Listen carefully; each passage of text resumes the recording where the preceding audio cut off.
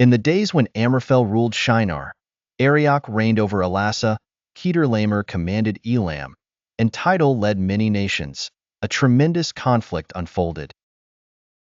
They united to wage war against Bera, the king of Sodom, Birsha, the king of Gomorrah, Shinab, the king of Admah, Shemeber, the king of Zeboiim, and the unnamed king of Bela, also known as Zoar. These factions converged in the valley of Siddim, close to the Salt Sea. For 12 years, they served under the dominance of Chedorlaomer. However, in the 13th year, they revolted.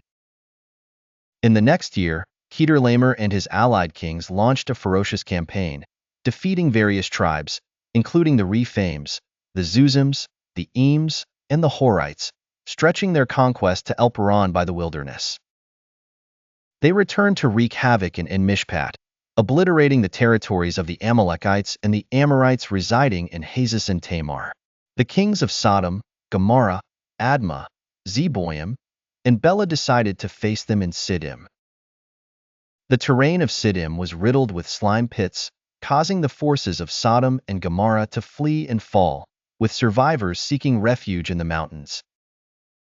The victors seized all the goods and provisions of Sodom and Gomorrah, capturing Lot, Abram's nephew, along with his possessions. An escapee informed Abram, residing in the plain of Mamre the Amorite, allied with Eshcol and Aner. Abram mobilized 318 of his trained servants, pursuing the captors to Dan.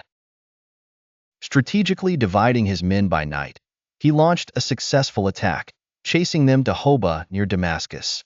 Abram recovered all the goods and rescued Lot and the captives.